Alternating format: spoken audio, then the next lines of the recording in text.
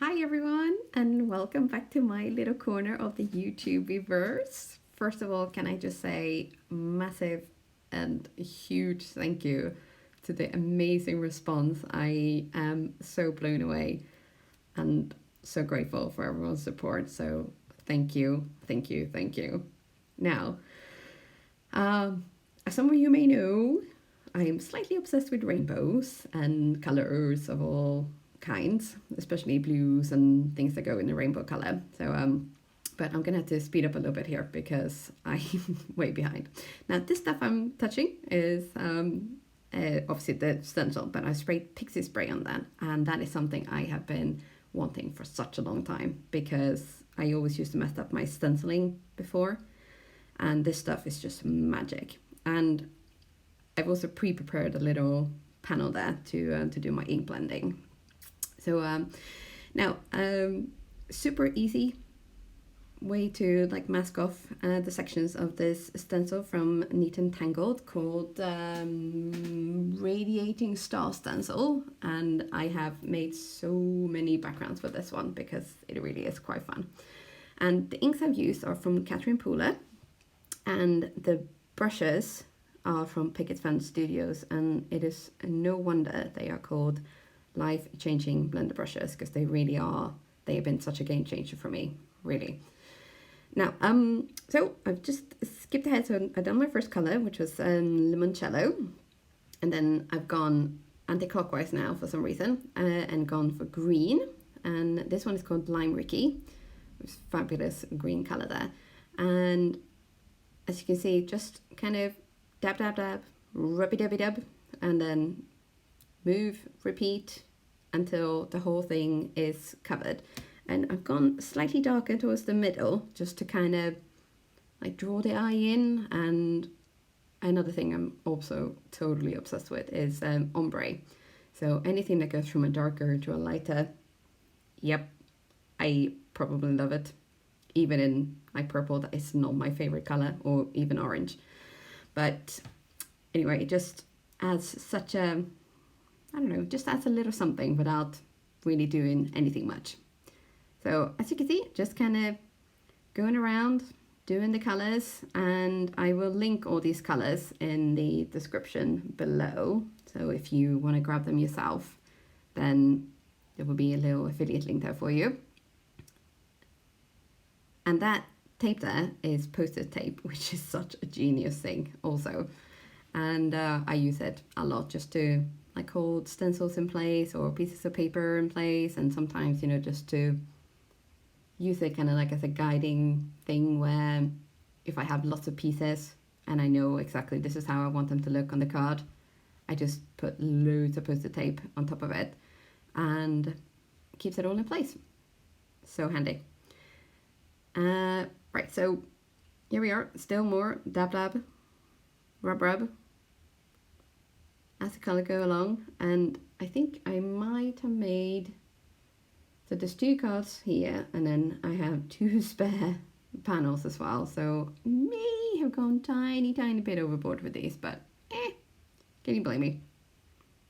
It was such fun to do it as well, and I thought, while I have the colors out, might as well. It's always good to have backgrounds ready, isn't it?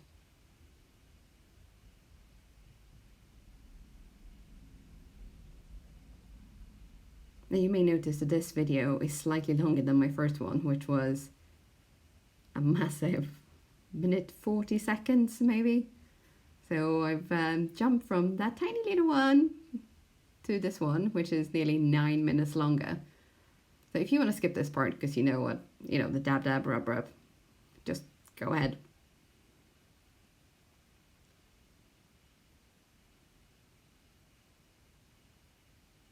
Apparently I had some decision issues here. Probably has something to do with the fact that I'm using the same color brush for two colors. So starting with the lighter, which now in hindsight made perfect sense, of course. Knew there was a way. There's a method to my madness. At least that's the way I always tell my husband. So good to see it backed up, isn't it?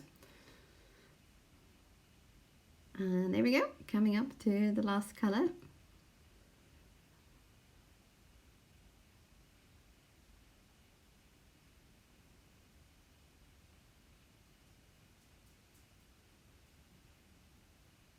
And ta-da! Oh, I love that. A good masking reveal. As you can see, I was also a little bit excited there. Now, so moving on, I have taken off all the masking tape and stuff, and this is what I use for my anti-stutting tool. I like the cushion thing because I feel like it just gets a much better coverage. And the downside is that it does make a huge mess, but hey, there you go. So, and Mini Misty, of course, cannot do any stamping without my Misty. It's such a must. It really is. Oh, and this stamp is from Studio Katia, and it's from the latest release. And at the time of making this video, it is actually sold out, but it's called It's Your Birthday. Pretty sure. I will link it below, just, make sure I get the name right as well. And so stamped it with Versamark ink, and I have done one with white and one with gold, and the one I'm going to do next, this is the gold one. And this antique gold from Altenew is one of my favorite golds. It's just such a beautiful color, and it melts beautifully, and yeah, just all around very, very nice embossing powder. Now, I did make a bit of a boo-boo here because I didn't wait long enough in between the ink blending and the heat embossing. So there was a little bit of stray powder all over the place. So with a small paintbrush, I'm just trying to brush off the most obvious bits without trying to mess up the actual stamping, the sentiment, because obviously that's where we want the powder, not everywhere else.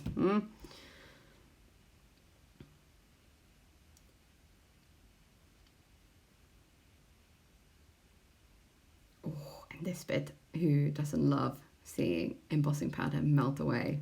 It's just magic.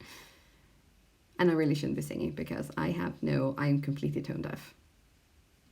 Random piece of information about me, but there we are. Ha! Look at that, isn't that fun? So another thing, I know I'm gonna say, and another thing I'm completely obsessed with, but foam sheets, not just tape, but sheets where you can cut the size. Genius idea as well. I cannot get enough of it. I use it for everything. Well, everything that needs height, obviously. And the good thing with these kinds as well is that if you need to die cut words, you just die cut the word out of the paper, die cut it out of the foam tape, pull it off and line them up perfectly, and you have a beautiful, perfectly fitting die cut. It's another one of my go-to tips forever. And I like the foam sheets as well because it gives such an even coverage of raising up. Because sometimes I've noticed that if I don't do the whole thing, sometimes it sags a little bit in bits and pieces or in places. So anyway, big fan of the foam tape, and also big fan of sequins. It's possible I overuse them more often than not, actually. But hey, what you gonna do? Sometimes you just gotta go with the bling, right?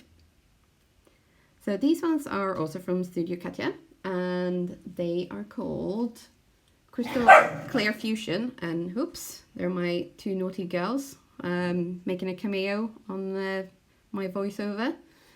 Anyway, so sequins are Crystal Clear Fusion from Studio Katia, and they are beautiful, iridescent, clear, sparkly sequin, and they just work with everything, which I may also oversay a time or two or five.